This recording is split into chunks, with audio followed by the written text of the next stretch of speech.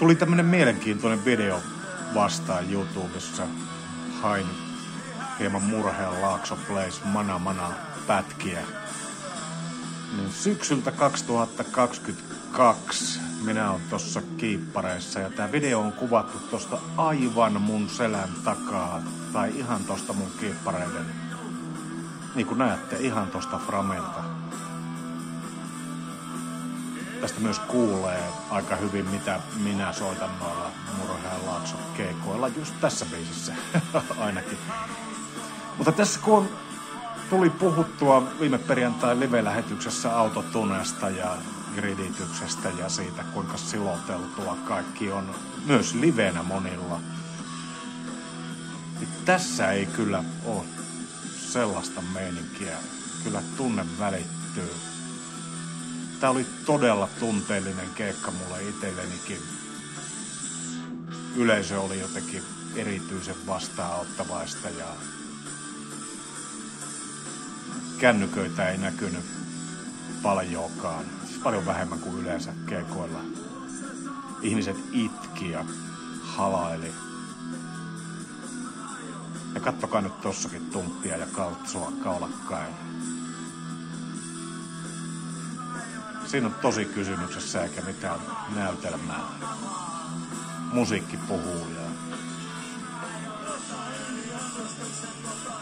kun ajattelee Manamanan Totuus palaa -levyn roolia suomalaisessa kulttuurikentässä, sehän on vähän semmoinen pyhä, vähän semmoinen totinen paikka. Ihmiset suhtautuu siihen intohimoisesti. Niin kyllähän tässäkin voitaisiin niin kuin tässä vaiheessa jo monta kymmentä vuotta mestarin kuoleman jälkeen ikään kuin suorittaa jonkinlaista imitaatiota tässä kaikki, jos viimeisen päälle niin kuin levyllä ihan samat soundit ja tempot ja klikkiä soitettaisiin. Ehkä, joo, tiedätte kyllä kaikki mahdollisuudet. Joni voisi olla vaikka hologrammina tossa tolloilla. Mutta ei.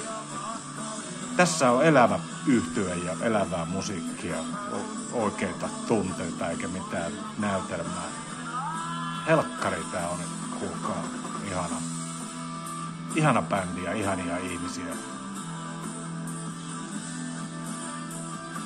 Tossa Otran vieressä kuunnella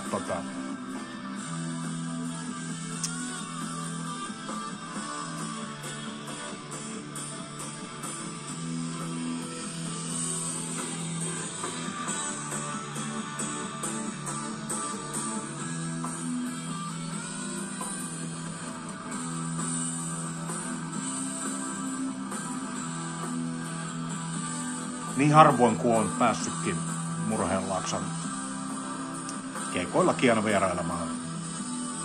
Joskus basistina, joskus rumpalina, nyt pianistina tossa. Niin ne on aina ihan niinku sellaisia mielettömiä kohokohtia jotenkin. Tuntuu aina keikan jälkeen, että tää oli parasta mitä on ikinä päässyt kokemaan. Niin oli tämänkin keikan jälkeen.